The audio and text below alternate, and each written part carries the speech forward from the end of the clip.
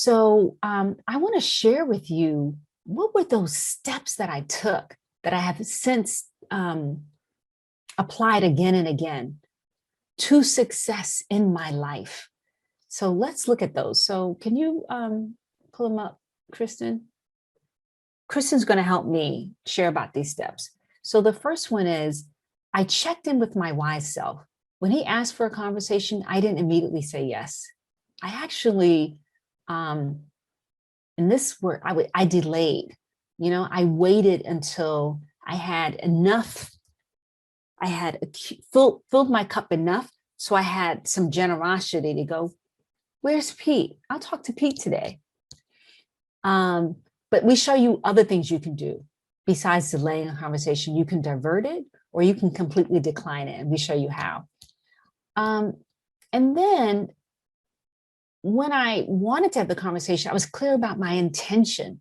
And my intention was, I'm going to listen. I'm not going to overwork myself.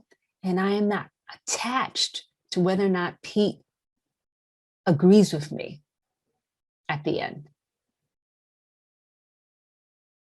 And step two, Kristen, I'm going to let you do that one.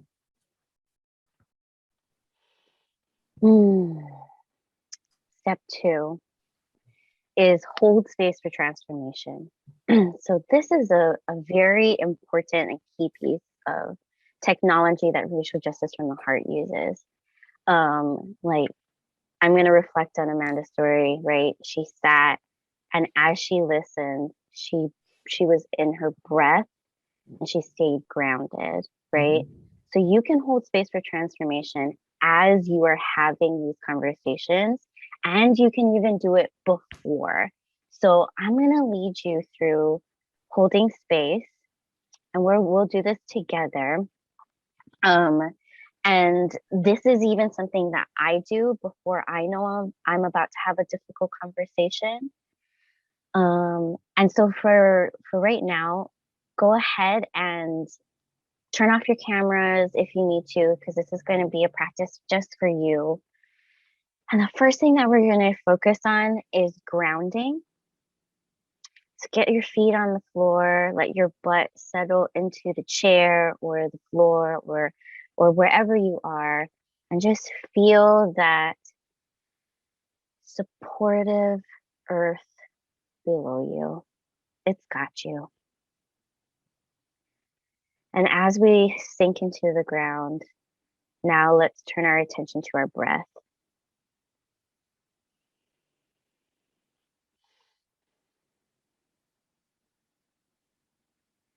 And as you breathe in, take a pause. Breathe in, pause, and then breathe out at whatever rate is comfortable for you. But slow it down and stay in your breath.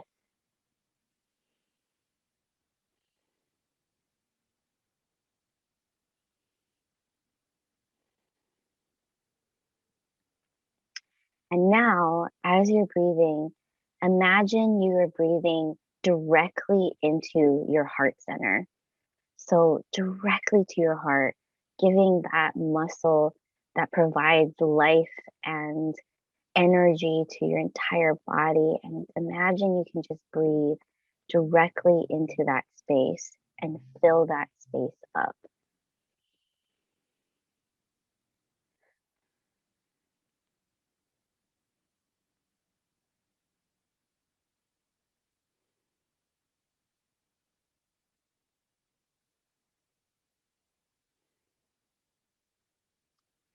And now, as you're breathing, I'm going to say the mantra that we use here at Racial Justice from the Heart, but say whatever is affirming and strengthening for you. The phrase that we use is, I am unconditional love. I am unconditional acceptance. And now fill up that heart center with that reaffirming, strengthening mantra. I am unconditional love. I am unconditional acceptance. I am unconditional love. I am unconditional acceptance. I am unconditional love. I am unconditional acceptance. Continue to breathe.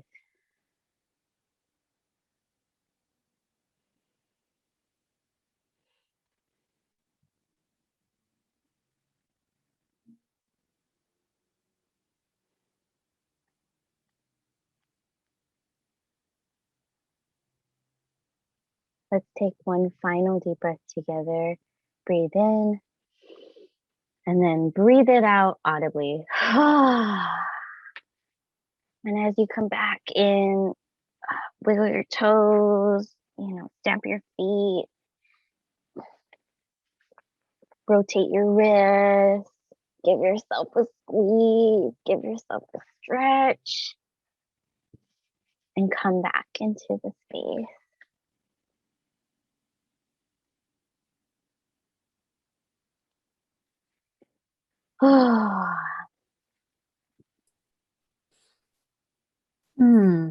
Yeah. So I just want to say out loud that holding space for transformation was the whole practice and idea of it was taught to me by another Black woman who is about 10, 15, maybe more like 15 or so years older than me, and involved in social justice, obviously longer than me. And one of the things I heard her say was that holding space for transformation is what had allowed her to stay in the movement so long without burning out. So whatever you do, I recommend this practice to you as part of your filling your own cup. Next slide, please. So step 3 is to lean in and listen. So when I got myself exhausted, it was because I was often doing a lot of work. I was trying to, do racism one-on-one, mass incarceration. Let me tell you about US history. I mean, really, I was busting my what. And guess what? They were not paying me. They were not paying me for it, but more importantly, they were not really listening to me in a way that honored the knowledge and the wisdom I was bringing. So, and what we do know about how people change their minds, they change their minds not by virtue of facts. They actually change their minds in part by repetition, by the opinions of those around them, and by when they hear stories or when they are in a heart space. The intellect is really built for defense, whereas the heart is built for connection. So when we lean in and listen from a heart space, people can move from the head and their fear and their reasons and their justifications. They can move down to the heart space, which is, I've actually had someone say to me, a white male consultant, again, older, very successful. I listened to him in this way, and I had him say to me, Amanda, I'm going to shut up because I don't really know what I'm talking about. Please tell me what you're thinking. And I did share what I was thinking, but I listened first. And if someone really hasn't shared with me from a heart level, but they've just thrown out a few things and so tell me your perspective, Dr. Kim. I also don't go into that trap. So I'm leaning in and I'm listening. I'm listening for a valid connection, for authenticity. And I'm also listening to see if somebody's coming from their heart as well as from their mind. Step number 4, which I'm going to ask Kristen to share about. Oh, no, I'll do step 4 and then you can do number 5, Kristen. So after you listen like that, as in my case, someone actually said, okay, I'm going to shut up, man, and tell me what you're thinking. And then in the case of Pete, after I listened for a while, I mean a while, he told me a lot about his personal background. I I asked, would you like to hear what it's like for me? And again, I feel like this was, I didn't go in there with a list, but I was being organic and authentic in the moment. And I noticed when I asked him that, it paused him, because then he had to go like, oh, yes, it's a question. Because if someone doesn't want to hear what it's like for you, why would you share it? Because they're just gonna tune you out or come back with a way to try to beat you up. So do you want to hear what it's like for me? And if you don't want to, then you're saving me my time, my heart, really. And if you do say you want to, then you're telling yourself, I want to hear what it's like for you. It's a little subtle thing that you're saying to your brain when you say, yes, Amanda. Next slide. Okay, step number 5 is reflect on yourself. So Dr. Amanda mentioned, like, I've gone through this training, I've done it, but I admit I practice these imperfectly. And so step number 5 is about you. And it's just taking that time, number 1, for self-care, because, I've definitely been in those conversations, and then I get hooked, right? And then I get teaching, and then I have to like take that breath, take a step back. And when I do step 5 and I reflect on myself, I try to figure out, number 1, what do I need right now? Am I exhausted? Am I experiencing self-doubt? Do I need a meditation? What do I need? What do I need in this moment? And then number 2, it also is an opportunity for you to say what worked and what didn't, right? This is, even though we're sharing these 5 tips with you, it is an imperfect system because we are imperfect people, right? And so it's like, where did I get hooked? Where did I get triggered? And then how can I work on myself so that next time I'm gonna move forward, I'm gonna be present, I'm gonna be effective, I'm gonna be that effective listener.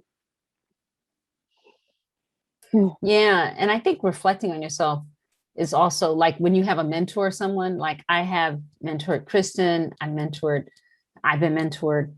And one of the things I notice when I mentor people and they're in that reflection place, because let's say they're not happy with how the conversation went. So we dig to help them reflect. And one of the things you will find is there is like a bug in your system. It is a false belief. It is a statement like, I suck. I can't do it right. I failed. Do you know what I mean? There's a statement, the thing that we're telling ourselves that we're not even conscious that we're telling ourselves when we investigate, but with support from someone else, you can find that, say it out loud and acknowledge that it's not true, especially in the conversation with someone who knows and loves you, and who wants you to get stronger and better. Yeah. What did you say? We just did that, Dr. Amanda. We just did do that. Yeah, you were like, it really is bothering you. And I was like, yeah, I feel like I betrayed someone. And you're like, that was your statement. Yep, that was mine. Yeah, that was the hook. And reflecting on yourself helps you to find out where you got hooked. What's the thing that's still hooked in you because you can't let it go. So when I walked away from Pete, I had nothing. There were no hooks. That's how you know. But if you saw something going on that tells you there's a hook somewhere, and there might be a belief that honestly is poisoning your system.